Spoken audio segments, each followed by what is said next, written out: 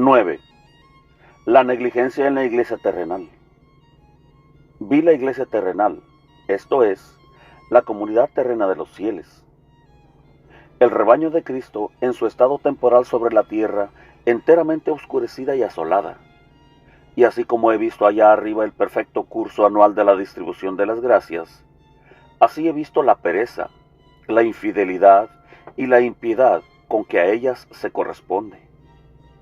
Todo era acá en la tierra tan perezoso y descuidado, que las gracias que debían ser recibidas en esta festividad venían por los suelos y muchos tesoros de la iglesia se convertían en deudas. Esto lo vi en general en muchas figuras. Vi también que esta negligencia debía ser expiada con trabajos, pues de otra manera la iglesia militante no podía pagar este año lo que le debe a la iglesia triunfante y tendría que deber más todavía. Pero vi que la Santísima Virgen procuraba salvar la diferencia. Esto es difícil de describir, pues la naturaleza entera y los hombres están tan decaídos y tan ciegos y atados, que las visiones en las cuales tengo que hacer alguna cosa importante y que entiendo sin que me cause admiración lo que hago, tan pronto como vuelvo al estado natural, me parecen tan raras como a cualquier otra persona.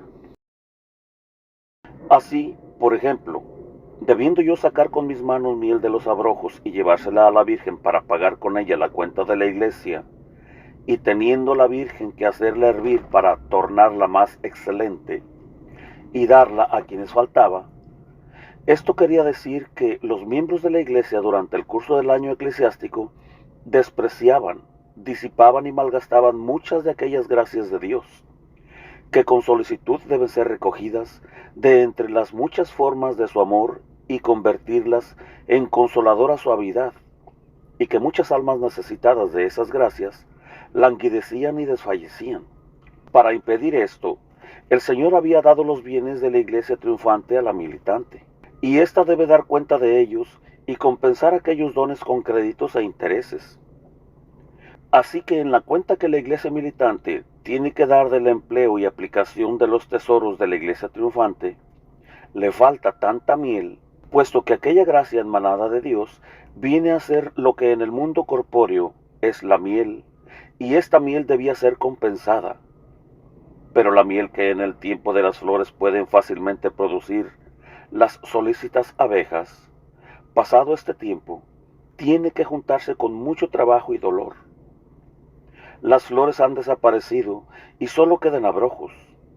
Jesús misericordioso acude entonces a un miembro del cuerpo de la iglesia, y éste ofrece sus penas y dolores en sacrificio por la negligencia de los demás, y con las manos ensangrentadas saca la miel de los agudos cardos. La Virgen, que es la madre de la iglesia, pone esta miel a hervir, allí donde la gracia no ha sido correspondida por la iglesia en el curso de este año. Esto es lo que se da a entender con el nombre de miel. De esta manera entendía yo mi martirio en estos días y en estas noches, bajo la multitud de representaciones de sufrimientos, los más variados, y veía siempre las dos iglesias, y la de abajo salía de la oscuridad cuando eran pagadas sus deudas.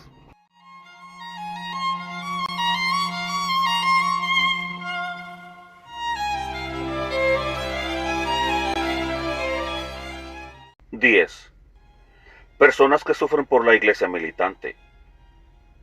Vi también a los miembros de la iglesia militante, como había visto a los de la triunfante. Obrando por la iglesia de la misma manera que yo, vi conmigo a 6 personas, 3 mujeres y 3 hombres. La estigmatizada de Calgary, Rosa María Serra, y otra persona muy enferma, deforme de cuerpo. El franciscano de Tirol, a quien muchas veces he visto animado de mi misma intención, y a un joven sacerdote de una casa donde hay varios sacerdotes, en un país montañoso. Debe ser este sacerdote un alma privilegiada. Padece inexpresablemente, viendo el estado de la iglesia, y tiene que soportar extraordinarios dolores por la gracia de Dios. Todas las tardes pide a Dios, con todo su corazón, que le haga padecer por todas las faltas que durante el día se cometen en la iglesia. El tercero era un hombre importante.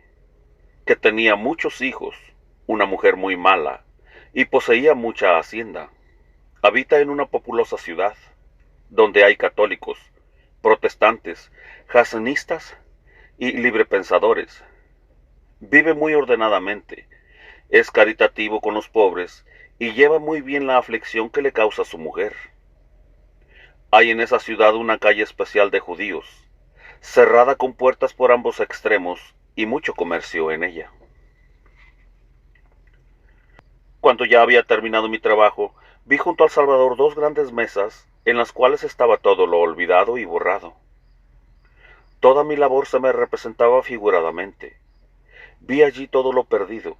A un lado, las más hermosas coronas, adornos y flores. En otro, guirnaldas desgarradas, vestidos viejos y todo género de legumbres y hierbas desmenuzadas.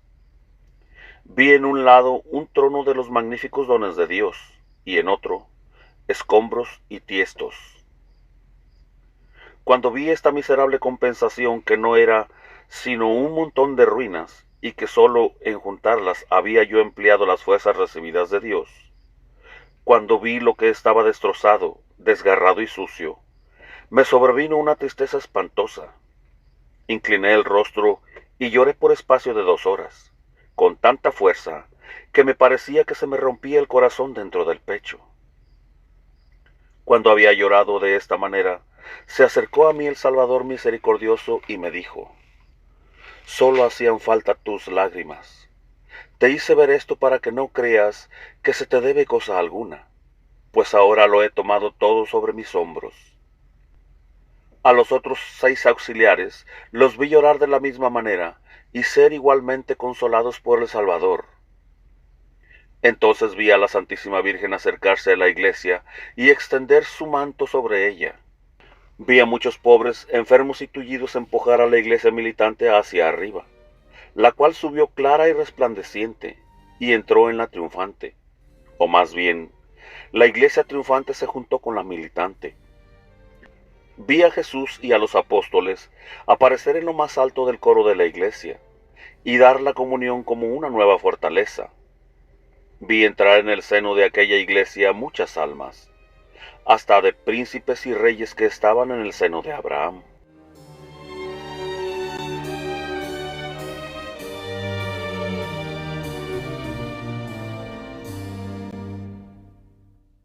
XI. El año eclesiástico. Se acerca ahora un tiempo sagrado. El nuevo año eclesiástico se aproxima y en el pasado han quedado muchas cosas que se han descuidado y retardado, y todo eso debe de ser descontado con padecimientos. He tomado sobre mi espalda demasiado trabajo y debo padecer mucho.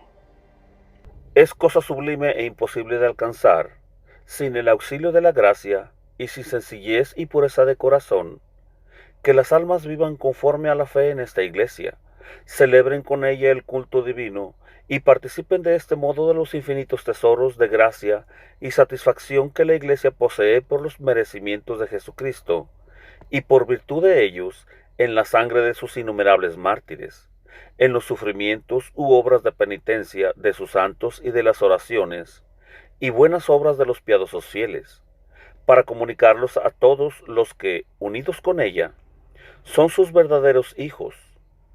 Con estos tesoros satisface a la justicia de Dios y suple lo que falta a los débiles y necesitados en esta vida y a las almas del purgatorio en la otra, para satisfacer por sus deudas. Cada momento trae consigo una gracia.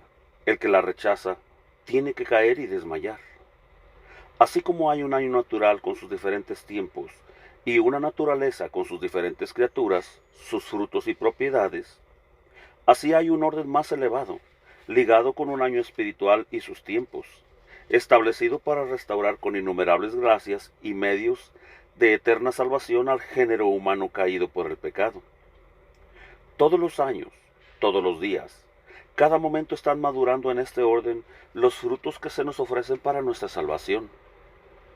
Los hijos de la Iglesia Católica que celebran devotamente este año espiritual con sus fiestas y su culto divino y ordenan su vida según sus preceptos, los que hacen oración todos los días son semejantes a los fieles trabajadores de la viña y reciben en abundancia sus bendiciones. Es doloroso que sean tan pocos los que conocen este orden de gracia y viven según él, pero algún día se verá con terror lo que es el año eclesiástico, lo que son sus fiestas, sus épocas y sus días, lo que son las oraciones y devociones de la iglesia, el oficio divino, especialmente de los sacerdotes y religiosos. El mismo Divino Salvador es quien vive con nosotros en este orden y se nos da en todo tiempo como sacrificio y manjar para que todos seamos uno solo en él.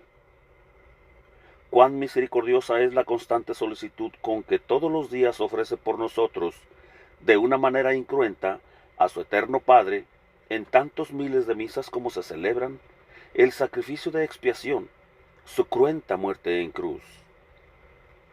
Este sacrificio que se consumó en la cruz es un sacrificio perpetuo, un sacrificio de eficacia imperecedera, siempre nueva, infinita, para bien de los hombres en tiempo finito, que puede contarse y medirse, por lo cual, desde que fue instituido por el Hijo de Dios hecho hombre, este sacrificio se renueva y se repite hasta que el tiempo no se pueda contar y pase la figura de este mundo, ofreciéndose el mismo Jesucristo por las manos del sacerdote, legítimamente consagrado, aunque sea indigno, al eterno Padre, bajo las especies de pan y de vino en sacrificio de expiación.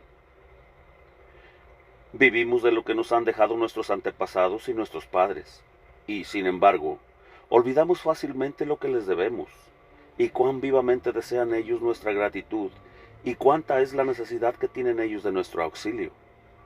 Ellos nos dicen: padeced, sufrid, orad, ayunad, dad limosna por nosotros, ofreced por nosotros el santo sacrificio de la Santa Misa.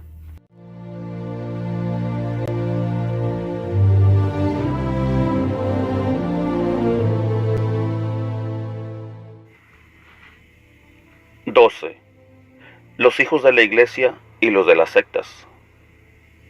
Mi guía espiritual me ha reprendido por haberme excedido en alabar a los infieles piadosos. En sus conversaciones con Ana Catalina, al hablar de los protestantes, Clemente Brentano alababa su honradez y vida religiosa.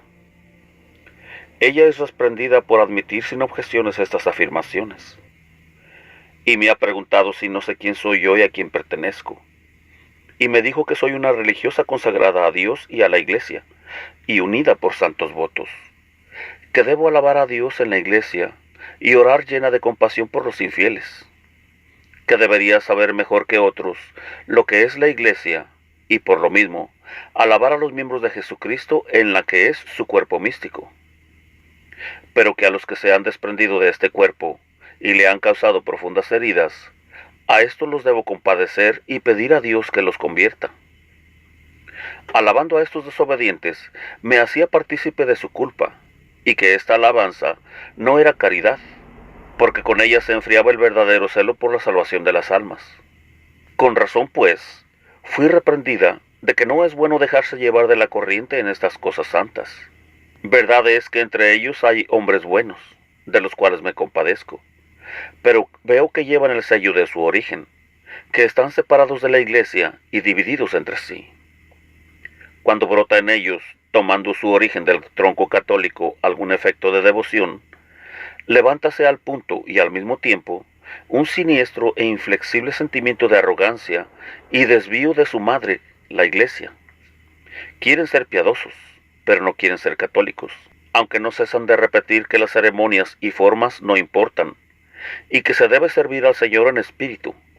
Sin embargo, se arrastran tenazmente en pos de la forma, y de una forma muerta, caprichosa, y, por lo mismo, mudable, que no crece vitalmente, porque es cuerpo sin alma y puro mecanismo.